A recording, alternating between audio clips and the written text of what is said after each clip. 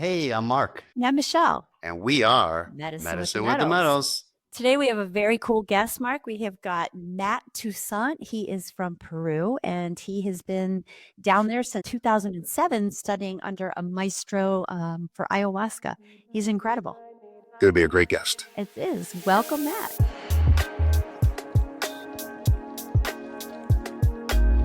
So my name is Matt, last name Toussaint. I come from originally upstate New York. I studied anthropology there. I was also very much interested in environmental science. I think at that time in my life, I just liked being outside in the forest. So I did a lot of hiking in upstate New York area and, backpacking and just spending time outside. And I lived there for most of my early life into my, say, mid-20s. And it was around that time that I started to get deeper into exploring plant medicines really from a traditional perspective. My background, university background, is anthropology.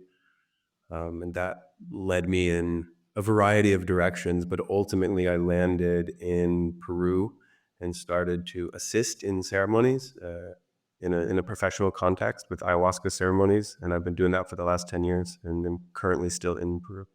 So let's talk. When was your first experience with a psychedelic? First what was it? experience, which psychedelic? Let's just Yeah, talk your about your first one. first. Yeah, my very, very first experience with a psychedelic classically was LSD in my late teens. And that was a life-changing experience.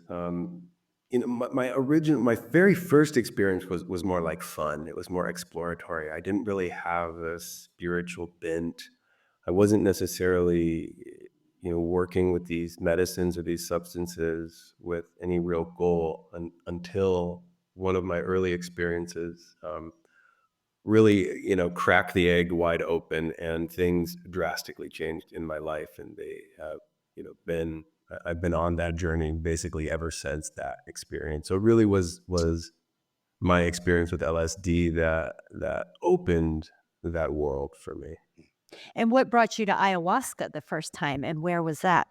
Sure, good question. So once once I started intentionally working with psychedelics, um, I I realized that there was something more to it. It wasn't just about the actual substance. So I went for a period of time where I actually was stone cold sober. I didn't touch anything for several years, and I started to try to get behind what was the impetus to these consciousness expanding experiences. And so my main practice then was to work with meditation and try to explore these altered states from a baseline. And it was in a meditation that I had what I can describe as a visitation by different spirits. There were three very distinct presences, and they actually told me in that vision to find ayahuasca and to go to Peru and to drink ayahuasca with a shaman. And that was in 2007 when I had that experience. And I had heard about ayahuasca. I hadn't experienced ayahuasca. And it wasn't on my radar. It wasn't something I was planning to do. I was interested in it, but I did not know that you could go to these organized retreat experiences in the middle of the jungle somewhere and participate Change your with life. ayahuasca. Yeah, Especially exactly. in Change your life. 2007, right? Yeah, I yeah, mean, it was that a- was a long time ago. It was the plant medicine landscape and culture and kind of wider community was very, very different back then. Yeah, it was There. more probably drugs back then. Yeah, that- there was these it, are it was drugs. right, and you didn't hear as much of the conversation about working with them as medicine. It was more like an experience to have. Although there certainly was some of that, it just wasn't as widely regarded. So I took that meditation and that visionary experience very seriously, and so I started to look on how I could do that. And in 2008, I went to have my first ayahuasca experience, In Peru. which was yet another life-changing endeavor. I had no idea what I was getting myself into then. Mm-hmm. That made my experience with LSD seem very introductory. Yeah, right. I understand that. You know what the common denominator is here for most all of us here is how we break these paradigms of reality through these psychedelic. I mean, once we really break that paradigm and we see something different, somebody expressed this like a few weeks ago. Once we see different, man, we're all in, aren't we? It's just like, what just happened? I don't believe anything else. Let me go do this. There has to be something more here. Nothing else has worked. This changed me. It's And just let me go once we deeper, yeah. deeper, And deeper. these paradigms break Yeah. and they're like, the 3D world, they don't become drugs anymore. They become reality. They really become my reality. And like my reality is not their reality. It's like there's so much more than the simplicity of just everyday life. When you expand into these plant medicines, it's really a beautiful experience. And like, I don't know, I don't think you can really touch these experiences until you break those paradigm shifts. They're just kind of like experiences. But when you have these powerful ones like you have, Michelle has, most of us have, and you break that paradigm, man, reality just changes, doesn't it? And one of the things that I love about what you're saying, and I very much relate to that, um, is that you go into these worlds and you come back into what we call the 3D world, and it's not that the worlds of the psychedelics or the spirit world, you could even say, as we use that Hmm. more kind of traditional language here, Right. it's not that that's other anymore. It's like the world of spirit and what it offers, and those altered states come back with you, and then the 3D world becomes what you could say even more psychedelic, and the mundane reality becomes far, far more rich with meaning and importance, and it really makes you look at value in life and what you're doing and just the gift that this entire experience is. I mean, in many ways, just being on Earth is the most psychedelic thing ever. Absolutely. It's incredible. Yeah. Like 1 in a billion of us make it here. Yeah, So right. let's jump into a little bit of anthropology. You want to go ahead? No, I was just gonna say, but when you went and you had your first experience in 2008, and then you went back home to New York, Mm. right? Because you didn't move to Peru right away. Was Mhm. it did you find it challenging to be back in that world? Did you wanna get how long Yes. before you went back into this world that you live in now? Sure. So the re-entry after my first The reentry, I experience with love that. ayahuasca, yeah, the re-entry. It was very difficult initially, and I share this with our guests, with our participants who come to our retreat as well, because that really is the crux of the matter: is what are you going to do after? And there can be this sense of chasing the ecstasy, but I find that the real depth of meaning and the lasting meaning comes from actually being in the world. And so back then, when I got back to my world, it was a little rocky. I wasn't oriented, and it took me about a year and a half before I felt like I'd hit ground. And that year and a half, even though it was really difficult, and I felt like in some ways I was even more lost than when I went. But when things did come together, that was when I really was able to touch the magic of the medicine, a year and a half removed from actually experiencing it. And it was life-changing in a way that words, even now, all these years later, continue to fall short. But that was also when I realized that there was something way bigger that was going on within not only my individual experience, but with what was actually happening inside that psychedelic space. And the thing with ayahuasca, it was so much more than the experience of the DMT and the visions and all of that. It was the craft and the way that the shamans led and Mhm. guided the space. And that is what really compelled me to go back. And it was about a year and a half after my first experience that I went back again, and I had another experience with ayahuasca at the same place with the teacher who I've continued to work with all these years. And I was interested in how, like, what were the mechanics, what were the technicalities of this ancient lineage-based traditional practice, and that's that's what pulled me in. It was, yes, the experience with ayahuasca was life changing and awe inspiring, and continues to be to this day, Mhm. as a matter of fact. But I wanted to get behind the curtains, and my interest in learning the practice of the medicine really started then. Yeah, very interesting you say that, how you say something, and all these, I've been in this space for a while, and, chasing the ecstasy. How many of us get Mm. trapped in that? Wow, what a great, I mean, because we do. We chase the ecstasy of everything in life, but once we stop chasing that ecstasy and really figure out what that is, it's really pretty powerful. Because I think most of us, when we jump in this medicine space, especially psychedelics, it can be a little scary, but at the end of those journeys, man, there's that ecstasy that we're trying to look for at every one of those ending of experiences that we'll never get because that's in us anyways. Yeah. So I think that's what we got to find, so at the end of the day, I love the aspect of like because me myself too, and I think Michelle, we're really connected to these tribes. Like they Mm. really like influence us. They like some of my experience, like one of the most powerful ones was when Mana like sat over me. I never shook like this in my life in every part of my body. And I was like, how did this guy know to do Mm. that at this very same moment? He did that and Mhm. he released all this. Now, those kind of things really intrigue me. Like, how does that happen? Like, how did he know how to do that? And it And we just didn't doesn't happen. understand that. It just doesn't happen because it happened because he knew to come to me at that.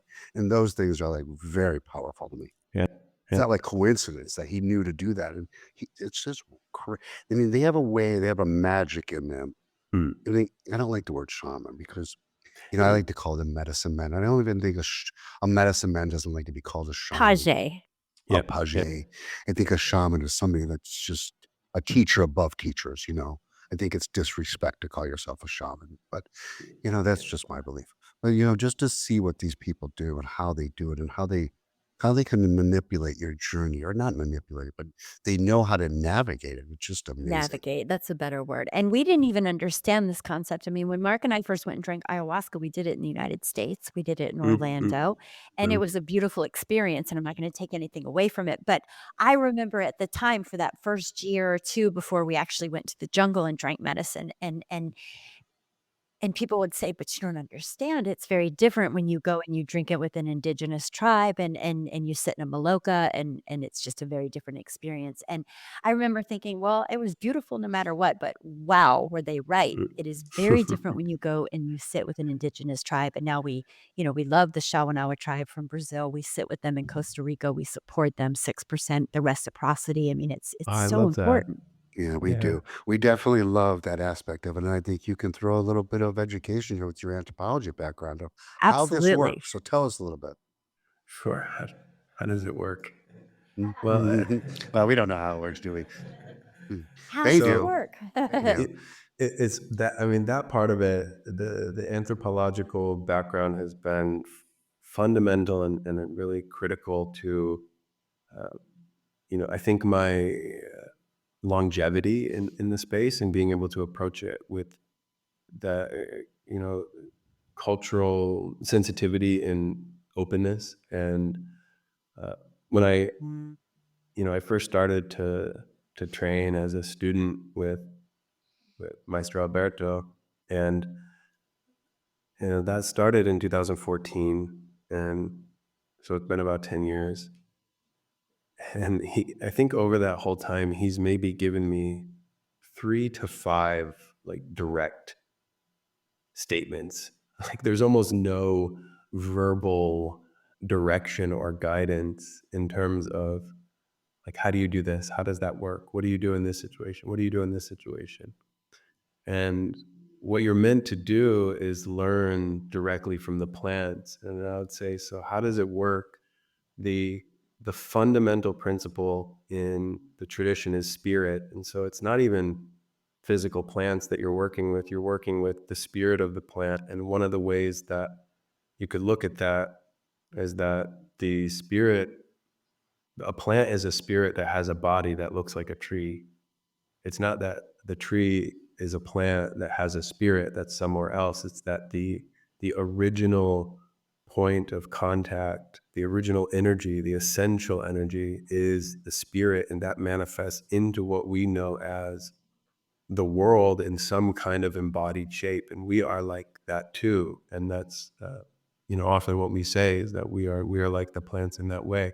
We are also spirits who come into this world and embodied. And so the main essential component to understanding and learning the technicalities is getting to know the spirits and learning how to communicate with them in multifaceted, multidimensional ways. It's not didactic. It's not we tell you, you listen and then do. It's almost like they infuse you with the essence of their knowledge and their wisdom, and you discover that you know how to do things without ever thinking about it. And so that relationship with spirit is certainly the foundation and the most important part. And the way that the local community that I work with and the wider Amazonian culture, they relate to everything as having this quality that we know as spirit, this animating force that is alive beyond the way we relate to the world as being alive. And so that bond with, specifically in the case of ayahuasca, but also many of the other plants that we diet with and that we form these relationships with, that is really important, and they become your teachers. And so it's almost like Maestro Alberto, in his teaching, what he's really doing is creating an opportunity to see if you as a student can form those bonds and can learn from the spirits and then apply it in action in the ceremony with people doing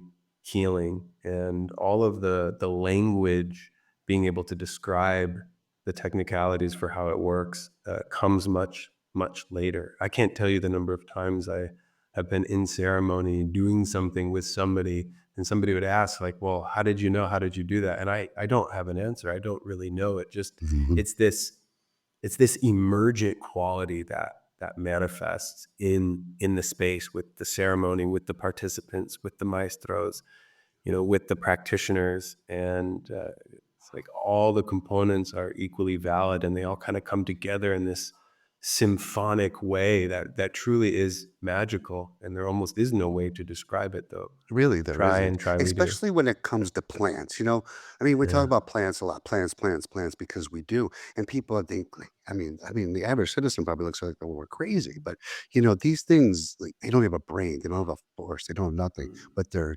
teach us. I mean, like, just look at mushrooms, just functional, non-functional, whatever. We'll call them plants, okay? But look at what a mushroom can teach you. I mean, look what a lion's mane or a cordyceps, or I mean, we dive into these things and just sit with them for a short period of time, and I promise you, your thoughts will change. Your They are body will master change. teachers. You know, Yeah. ayahuasca, like, if I had to, like, tell the world, like, if somebody came to me and said, listen, what's the psychedelic I should do? I would 100% say ayahuasca. There'd be no doubt, because that is the teacher. That is the plant. That's the mother. That's the soul. She'll never hurt you. She'll guide you, and she'll break you through if you want to. And I just don't think I don't think us as a society understand the power of plants. And if you understand the power of plants, the FDA goes, and what do? Everything we consume that's in a pharmaceutical, 90% of it is plants. I mean, so we have to, like, what are we missing here? Where did we just over hop this step here? Yeah. Well, I think you just described it perfectly. I mean, you just Exactly. gave me a new insight that just kind of blew my mind when you said, that it's not the plant, it's a spirit that takes on the form of a plant. Well, exactly. That's exactly what it is. But to put it into those simple words, okay, we help people with microdosing. Okay. And I talk to people all day long about microdosing. And every single one of those conversations, I say to them, at some point, this plant, I mean, it's a fungi, but we talk about it like it's a plant. It is going to talk to you, and it is going to pull you further, and it is going to make you want to go deeper. It just is. And these plants are smarter than we are. And when I say that, sometimes people have never done this before, look at me like I'm crazy, right? Or what are you talking about? What you just said makes total sense. And that's the way I'm going to start describing it from now on, because they're spirits, they're master teachers taking on the form of a plant. It's not the plant, it's the spirit behind the plant. It's pretty cool. It is. Mhm. Yeah, it blew my mind and continues to. And it's amazing because we we get all kinds of people who come to our retreat center, Casa del Maestro, and our lineage holder, Don Alberto, he's been doing this since he's 8 years old. I think he's 68 as of this year. And so that's just, it's incomprehensible.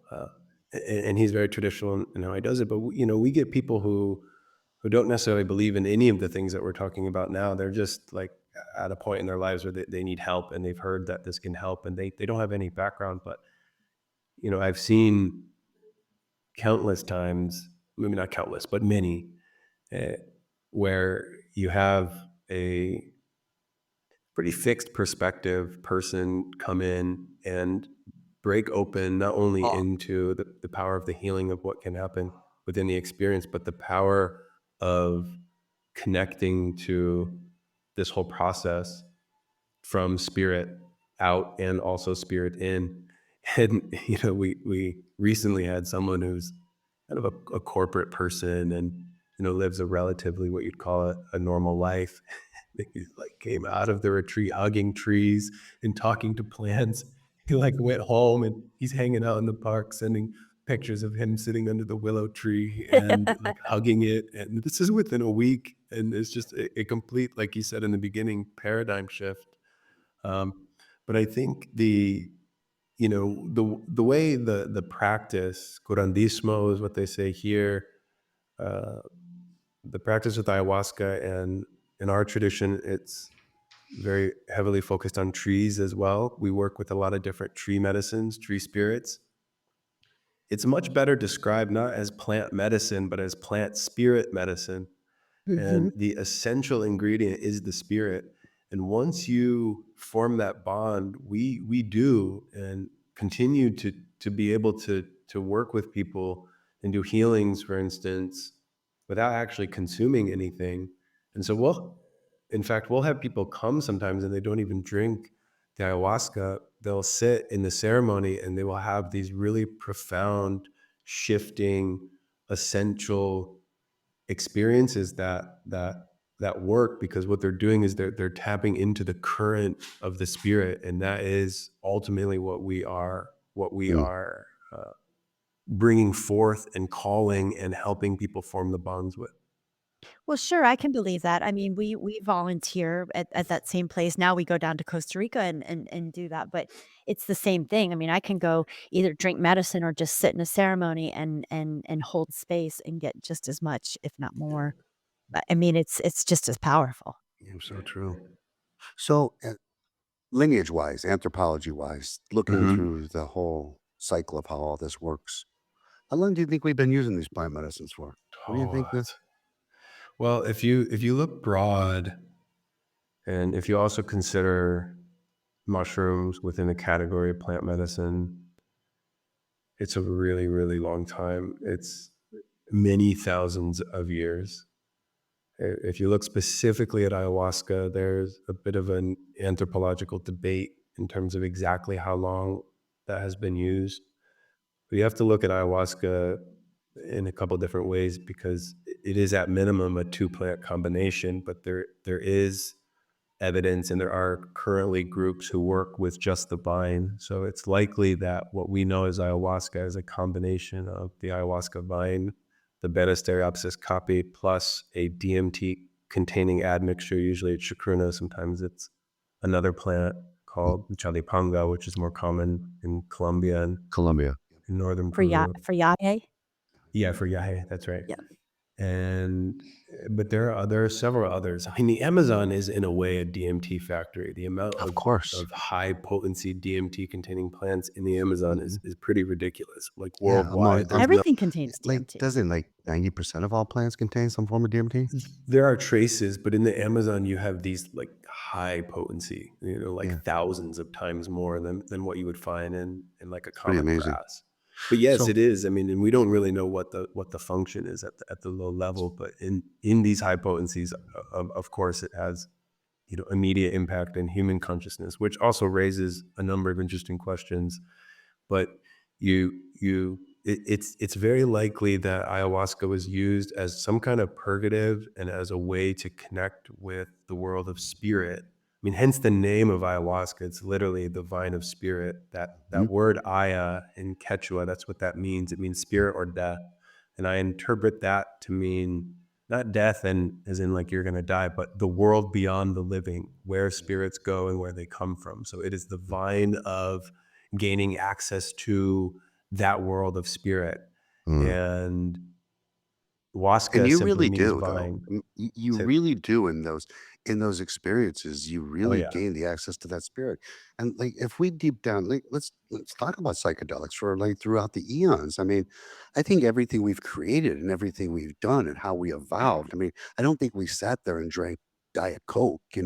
We had to do something to evolve our minds. I mean, if we look at the Bible in general, there's not a story in the Bible that I could say that wasn't written on a psychedelic experience, okay?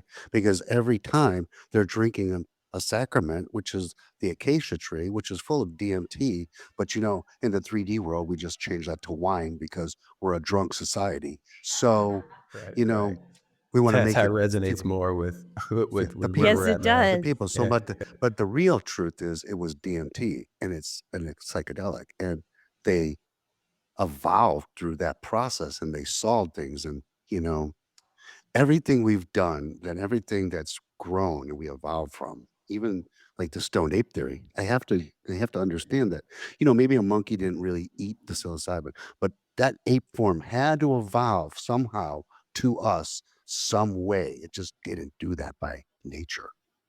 yeah, yeah, yeah. There are no accidents there. And Of if I just course. if I just look at my personal life and how much like the culture of my own consciousness has been affected through these experiences, I find it to be highly likely that experiences with psychedelics and these different plant medicines were crucial to the development of culture and particularly religious and spiritual engagement of those cultures and spiritual development of those cultures. So we're Bill likely Wilson looking at found, tens of oh, sorry. thousands. Yeah, exactly. Right. That's He another founded, origin story. Right. totally. They could keep going back and Sorry, back, I but didn't we mean don't. to interrupt you. I just get so No, that's excited fine. about Yeah, it. we just Yeah, don't yeah, we don't put it in perspective. I mean, we just overlook the reality of it and we make a story up that because people don't want to Hear the truth. they don't want to hear the truth. I mean, like I said earlier, a drunk society. That's what America is. We're a really drunk society. And it's really hard for people to, they question us why we don't drink. And I should be questioning us, why do you? It's just like it's baffling. So yeah, I love all these subjects and I love diving deeper into all these medicines like this. It's so cool. yeah, yeah. Me too. So let's talk about the little retreat center. Let's talk about Casa del Maestro. Is that how you say it? Love Yep. that name. And is it a place where Yeah, people go to also to train to? I mean, you've been studying there for 10 years. That's a long time. That's sure. amazing. Yeah. So we host first of all, Casa del Maestro. The name literally means maestro's home, Hmm. and it is the home of Don Alberto, who's been my teacher for over 10 years. I mean, he was the first ayahuasquero that I drank with in 2008. So I've known him for 16 plus years, which is just extraordinary. He's a really important figure in my life and in my world in a lot of different ways. So the retreat center is built on his and his family's property in a small village on the Ucayali River, which is one of the major tributaries of the Amazon, kind of in northeastern Peru. That village is where he grew up. It's where he was born. It's where his ancestors migrated to. They're originally from outside of Tarapoto in the high jungle, and there was some pretty chaotic things going on in Peru, and that led to their migration. They landed in this small village, which is in the greater Iquitos, Peru region.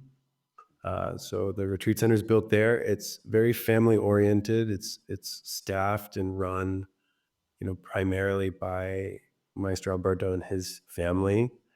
And so we travel out there with groups regularly, once or twice a month, and we go to the place. It's not fancy. In some ways, we've gone in the opposite direction as some of the wider plant medicine or ayahuasca community, where you're seeing a lot more luxury spaces happening, and which is fine, because I think for some people that might be the only way to gain entry, or Mhm. that is the right Absolutely. way for them to experience ayahuasca. I have no issues with that. But our um, our intention, and what is really important and what we value is to present the medicine in a very traditional way. And so our groups and the way we educate people is very traditional. And so we present and we share and we discuss the medicines all in a way where you're getting an education and an anthropological, a spiritual, very humanistic kind of education rooted in the Amazonian culture, in the language. We speak a lot of Spanish during our process. We teach people about different concepts, about ways that the medicine has been worked with, and it really is blossoms from the traditional language and the lineage that Maestro Alberto, is the head of, and that he's represents, a long line of his ancestry working with plant spirit medicine. And so we like to, carry the medicine in that way and give people let's not just experience ayahuasca, let's experience the culture, let's experience the history, let's learn about what this actually is in a way that is all encompassing and multisensorial. So it's physical, it's emotional, it's spiritual, it's cultural, it's linguistic. And we like to give a holistic kind of overview and immersion into the world of plant medicine. And so, for instance, we take people to the forest and we show them the actual plants. We prepare plant medicines with the participants. We cook the ayahuasca with everybody, and Maestro Alberto is around and to talk, and people can ask him literally anything that they want at any time. It's a very basic setup in terms of the actual structures, but it's so rich in meaning and humility. It's a very grounded space and experience. And like you were saying earlier, Michelle, when people come there, perhaps they've had ayahuasca in other places. It's a very different thing when you're Yeah, in the homeland, and not just absolutely. the homeland, but that actual region is a historical region for many different kinds of groups drinking with ayahuasca. It's also where chacruna grows naturally in abundance, and so that makes Mm, sense that that that does. that's the plant that you have, in companion with ayahuasca. So we do groups, like I said, once or twice a month, and we're also very dieta focused. So we offer plant diets, which is another process. It's a different way of working with plant medicines and plant spirits. And we offer Sure. that in conjunction with our ayahuasca ceremonies. Now, how long is just a typical retreat like that? How long is that?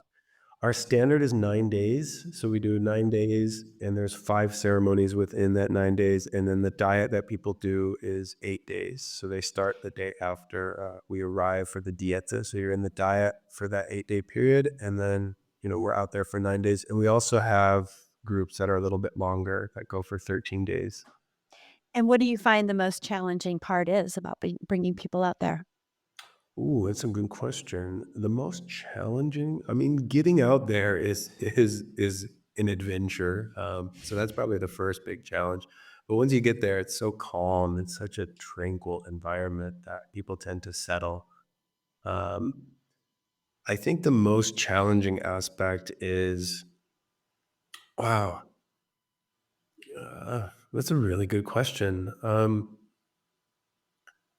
I think people getting comfortable with facing what it is that they're coming to actually deal with. That's probably the most challenging. That's what comes up regularly. It's like often, for S- instance, go ahead. So, like an intention almost.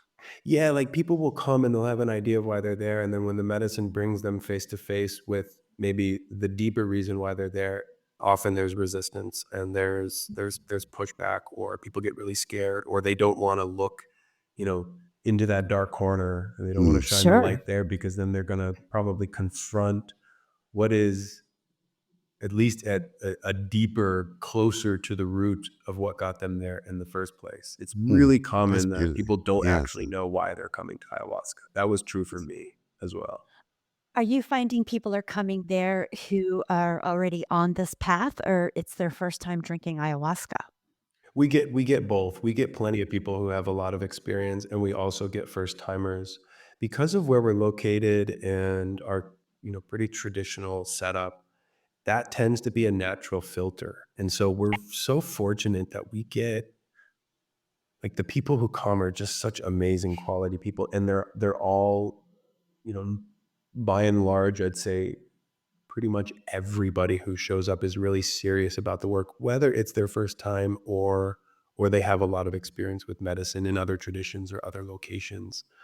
But there is a seriousness that tends to come with the groups who decide to go all the way out there to drink ayahuasca. And I tell them on pretty much every retreat, like I thank them for making that journey, because I think that's an aspect to how their own individual process with the medicine goes. It's like, in a way, the ayahuasca acknowledges that and rewards them for deciding to come, to the motherland and experience the medicine in this way. Because you could go do a ceremony around the corner in almost, every city above 1 million people in the United States on probably almost every weekend. Like the jungle cat's out of the bag, and it's probably not going to go back in.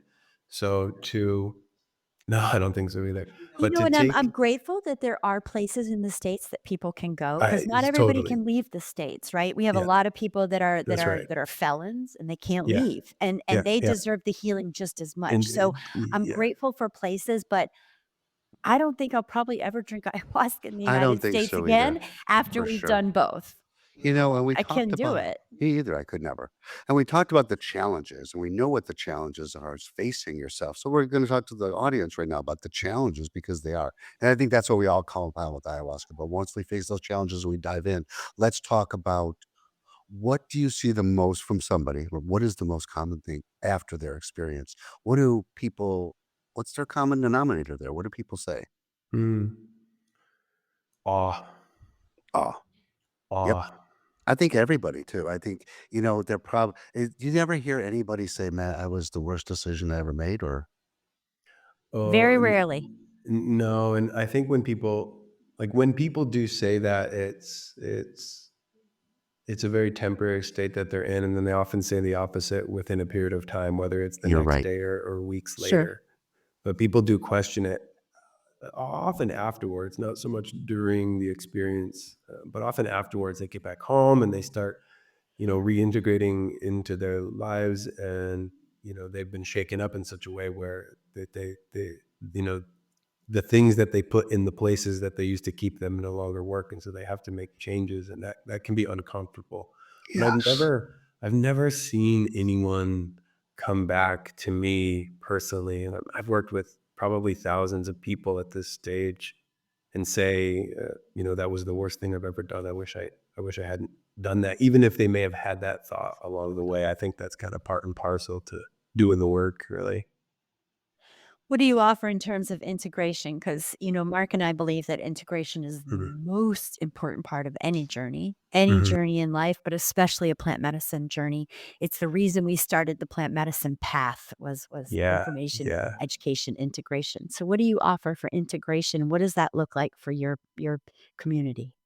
Yeah, I agree with you totally. I mean, that is the crux of the entire journey. So we start with integration on the very first day when people get there. So we cover aspects, and we start bringing in momentum towards integration right away, from even before we have our first ceremony. And so we cover what that is and what that means, and we start to provide tools pretty early in the experience. And then towards the end of the week, we do a workshop on integration, and so we cover whatever questions that people have, and we start to offer a tool set as it relates to what we had been exploring throughout the week, so that it's relevant to what has come up for people, and what people actually want to know about, or the challenges that people kind of expect to have, and we bring that into the conversation as much and as early as possible. Then afterwards, we do community chat groups with each of our retreat groups. So we keep everybody in contact, and myself and our facilitation, our medicine team are also involved in that. We send content regularly afterwards to each group, like through email, that is basically like an overview of the landscape of integration. And in those emails, we offer tools, we look at it conceptually from different ways, we send reminders, and we're kind of little by little just poking the consciousness, saying, hey, remember this, and oh, you can look at it this way, oh, you have all of these options. And then I also, and as well as our medicine team, will do one-on-one sessions with people. And so I'm there to just have that personal contact regularly and as needed. And that tends to be really helpful for people too. It's just so very important, integration. Like you say, we come home from these experiences, we're wide open, we are broken wide open, and we need some support. We need some help. You have to make changes too, because you're gonna, these experiences are just gonna be experiences if you don't like make the changes you need to make. And if some of those changes means drastic, they're gonna be if you want to change your life, you gotta make some drastic changes. And you have to, especially in the beginning of this path. And that's the most vulnerable time and easy time to do it. Just then do a That's right. couple of those things, then adapt to them and then move on. You're going to probably piss a lot of people off from the outcome, but make sure you understand that. You're probably Yeah. going to piss your family off. You're going to piss friends off. But, at the end of the day, these people, it's all about you. It's this whole how do I say it? This whole evolution we're going through is about us. And, I heard something the other day. What did they say? A nurse was working in a nursing home. What'd she say? She said, almost every single guest, almost every single patient, what they said, what they've been missed out, there was a hospice. They said, I missed out on my life because I always did what everybody else wanted me to do. Wow. That makes so Yeah. much sense. We live our lives by what everybody else wants us to do. But until we break that out and we see this is our life, and almost all of them said that. I wish I would have lived my life how I wanted to live it. So, Wow. Yeah, that's yeah. deep. We all need to hear that Yeah. as soon as we can. Yeah, that's amazing. Ayahuasca gives us that opportunity. And it Indeed. does. So great conversation so far. But so before we end here, the future of ayahuasca, the future of plant medicines. I mean, I'm going to tell you in the States, I think we're on a really really high right now because we have Elon Musk, who really big proponent of psychedelics, and we have Kennedy, who's sat with ayahuasca so many times. So Mhm. we're in a really good spot for people to be aware of these medicines. Where do you see this going? And what are the Sure. harms to come out of it? You know, I also agree with you. I'm excited about where it goes and about where we're at right now. I think the potential to incorporate plant medicine in contexts that are appropriate for people living in the Western world is very real, and I think a lot more good than harm can come out of that if done right. What I have learned being here in the jungle is that context is really important. And, when we drink ayahuasca, we are embedded in an ancient world that operates, with its own rubric and its own ways of relating and interrelating and understanding and talking about the world. And so I don't find that you can just pluck something out of context and then put it into a new context and expect it to work the same. So I think the future of plant medicine is going to be not so much about whether or not plant medicine works or has benefits, but it's going to be about, for us, and when I say us, I mean people who are in Western cultures who don't have these traditional contexts of where plant medicine has been, a big part of their lives and livelihood for so long.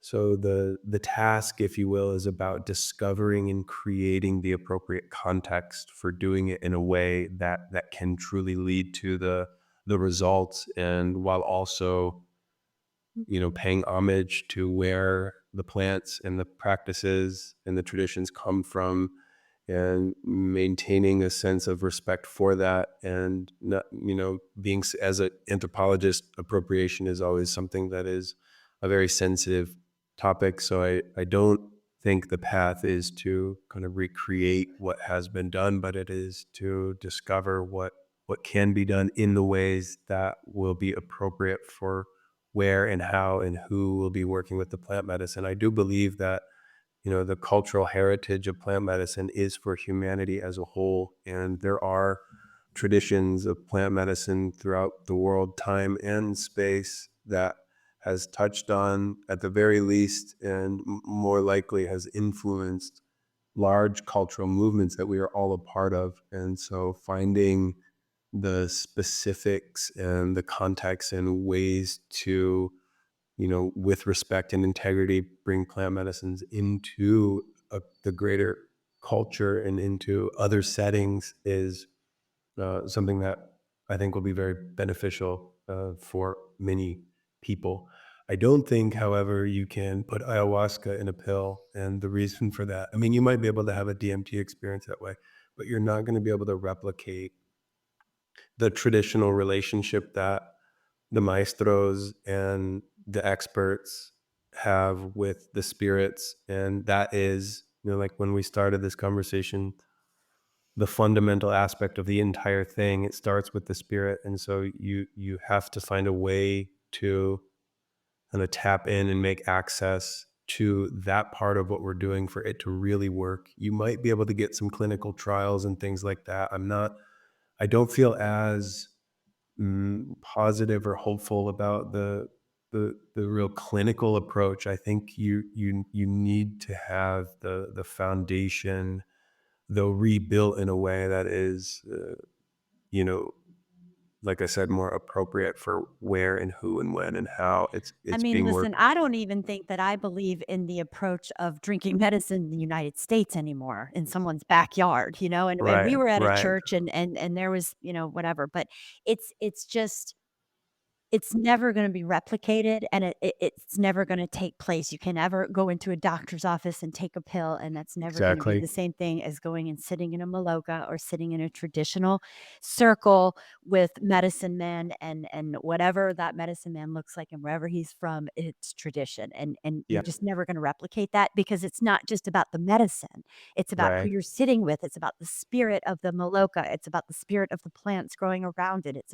It's so much more than just the medicine. Yeah, yeah, exactly. And that's what I mean by context. And so I think to really do that, the approach and the consciousness and the intentionality around psychedelics in the modern world is going to have to shift. The conscious understanding of what it actually is will need to change. Well, the stigma, you know, 8 million people, 8 million new people tried psilocybin last year. And, that's a chunk. That's a lot, hopefully You 16 million you will said this year. last year? 80 million new people Wow, tried that's an psilocybin. enormous number. It's That's Yeah. a an very, enormous very number. big number. Wow. So hopefully 16 million new people will try this year. And it's So breaking that stigma. it's breaking Yep. that and awareness and educating people that this is a personal journey. This isn't Western medicine where you take one pill. Everybody's different and everybody's journey is different. And Yeah. there's nothing, this is a life changing path. I mean, there's nothing like this isn't like it's a new lifestyle, This is you have to change your life. If you're really stuck and you're stuck, this is psychedelics on stick. There's no doubt. Yeah. Yeah. And I, Mhm. I think I think what's interesting, or what I'm thinking about as you're sharing, is that it's not just about the medicine, but it's also not about one thing. It's not about, oh, I'm anxious and I want to heal my anxiety, because when you start to dig into what it's going to take to heal your anxiety, it starts to touch on literally every single aspect of your life and your Right. relationships and your work and your Wow. approach and how you think and your emotions and your Well, Matt, past you're and an your traumas. anthropologist, so And it you just goes, see it goes all into this is from your everything. DNA. This is Yeah. all DNA, isn't it? Yeah. Isn't this Right. isn't this from like your greatest of greatest grandfather passing down Yeah. all this? And it's just the building Yeah. blocks of the DNA are just compounding against each Yeah. other. Yeah. So it's not that we're fighting ourselves, it's we're fighting our great grandfather. You know, it's so, and that's why we talk about spirits, and that's why we talk about plants. We are a DNA composition is all Yeah. we are. We're DNA with a matter in our mind, and all the matter does in our mind, all a brain matter is it tries to save us. All it does is it Right. figures things Right. out. There's no emotions, there's no feelings, there's no nothing.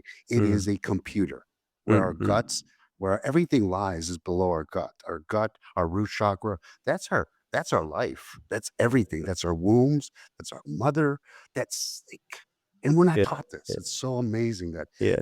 our brain is just a matter of fact. It is. It's just nothing, but it's a big computer and it just processes things and it processes to save us.